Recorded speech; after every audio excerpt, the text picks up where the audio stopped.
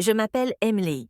J'ai 31 ans et ce que je m'apprête à avouer vit en moi comme une blessure silencieuse. Vous est-il déjà arrivé de regarder votre propre vie sans la reconnaître? Tout a commencé le jour où j'ai compris que la vie que j'avais construite n'était pas celle que mon cœur désirait vraiment. Quand j'ai épousé Jason, mon amour d'université, je croyais que nous étions inébranlables. Il était le genre d'homme que l'on admire, calme, posé, fiable, celui qui n'oublie jamais un anniversaire, qui s'assure que les factures sont payées et que la maison reste debout malgré toutes les tempêtes.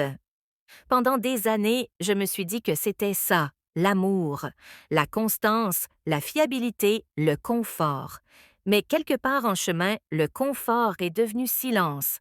Nos rires se sont éteints, remplacés par des emplois du temps et des soirées polies. J'ai essayé de me convaincre que c'était normal, que le vrai mariage parlait moins de papillons et davantage d'endurance. Mais au fond de moi, il me manquait le battement, l'élan, la sensation que l'amour pouvait encore me couper le souffle. Puis il y a eu Noah.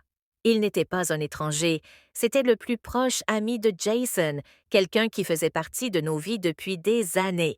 Et pourtant, soudain, il était différent. Il dégageait une énergie qui remplissait chaque espace où il entrait, une énergie qui rendait tout un peu plus vivant. Là où Jason planifiait chaque chose à la minute près, Noah vivait à l'instinct. Et quand il me regardait, c'était comme s'il voyait la part de moi que j'avais oubliée. Tout a commencé innocemment. Des plaisanteries partagées, des regards rapides, des conversations qui s'étiraient plus longtemps qu'elles n'auraient dû. Je me disais que c'était sans danger, mais peu à peu nos mots sont devenus chargés, nos silences passent étaient plus lourds.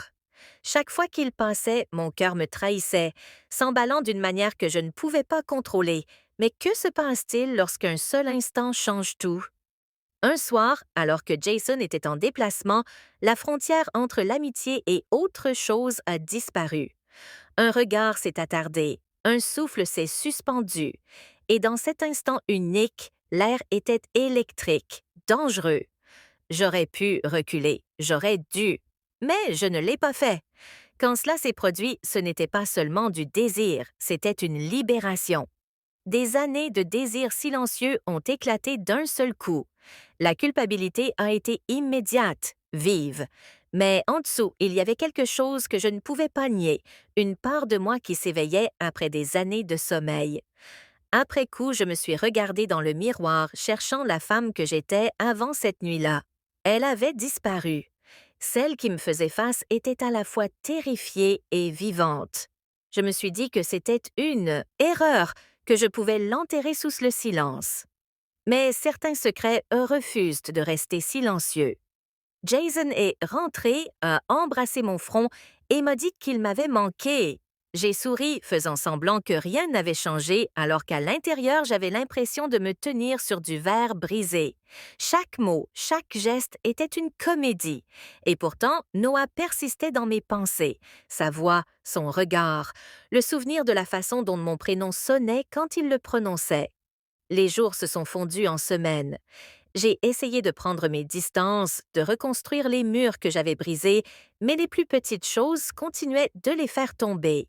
Un message inattendu, un bonjour échangé, la façon dont nos regards se retrouvaient dans une pièce bondée.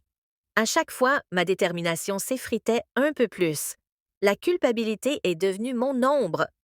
La nuit, tandis que Jason dormait à mes côtés, je revivais des moments que je n'aurais pas dû me rappeler. Mon corps restait immobile, mais mon esprit était ailleurs, pris dans une tempête dont je ne pouvais m'échapper. Puis Jason a proposé que nous partions un week-end. Juste nous deux, a-t-il dit doucement, les yeux pleins de bonté, sans se douter de rien. J'ai accepté, espérant que la distance apaiserait le chaos en moi. Ce voyage a été à la fois une grâce et une punition. Loin de tout, j'ai vu Jason tel qu'il était vraiment, un homme qui m'aimait sans condition, qui avait bâti tout son monde autour de mon bonheur. Je l'ai regardé rire près du feu, me prendre la main, et je me suis demandé comment j'avais pu perdre de vue un amour pareil.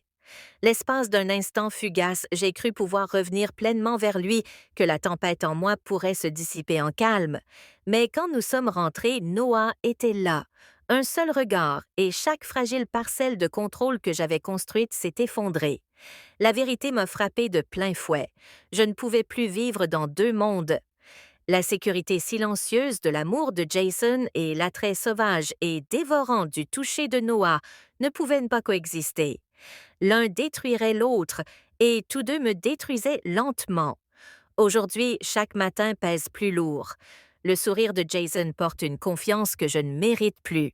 L'absence de Noah ressemble à une blessure qui refuse de guérir. Je traverse mes journées en faisant semblant que tout va bien, mais à l'intérieur, c'est le chaos. Une tension constante entre la culpabilité et le désir, la sécurité et l'élan. Je ne sais pas comment cette histoire se termine. Peut-être que la vérité éclatera et réduira tout en miettes.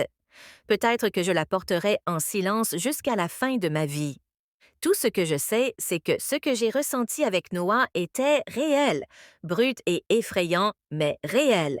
Et parfois, les choses qui nous ruinent sont les mêmes que celles qui nous rappellent que nous sommes encore en vie. Maintenant, des bougies, mon vin préféré, la chanson de notre mariage en fond sonore.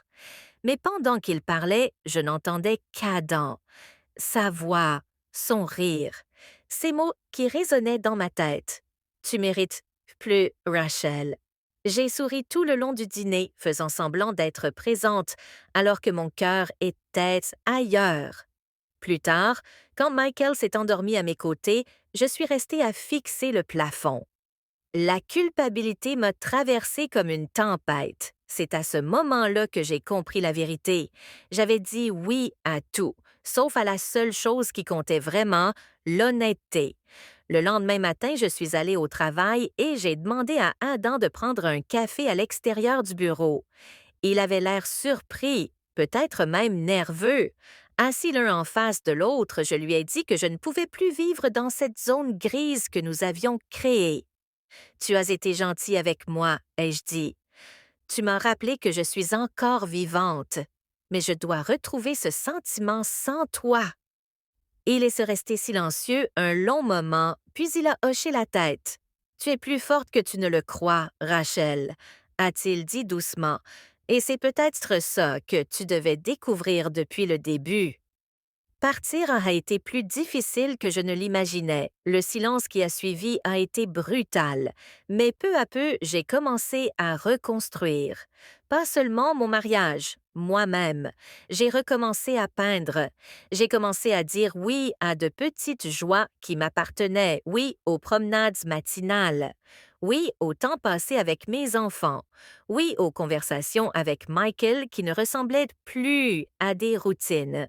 Finalement, j'ai dit la vérité à Michael, pas au sujet d'Adam précisément, mais sur ce vide que je ressentais. Il ne l'a pas bien pris. Il y a eu des disputes, des larmes, de longues nuits de silence. Mais petit à petit, nous avons retrouvé notre chemin. Il a recommencé à être présent, vraiment présente, et moi, j'ai appris à lui pardonner et à me pardonner. Des années plus tard, je repense encore à ce chapitre de ma vie, non pas avec des regrets, mais avec lucidité, parce que parfois, l'infidélité ne commence pas par un baiser, elle commence par l'absence, par la solitude, par le fait de dire oui à tout le monde, sauf à la personne que l'on a juré d'aimer. J'ai dit oui à tout parce que j'avais peur de dire non au vide dans mon cœur. Mais j'ai compris une chose d'essentielle. Le véritable amour n'est pas d'être toujours heureux. C'est faire face à la vérité, même quand elle fait mal, et choisir de reconstruire plutôt que de fuir. Et aujourd'hui, quand je regarde en arrière, je réalise que le mot le plus puissant dans une relation n'est pas oui. Parce que dire non aux mauvaises choses, c'est la seule façon de dire enfin oui aux bonnes.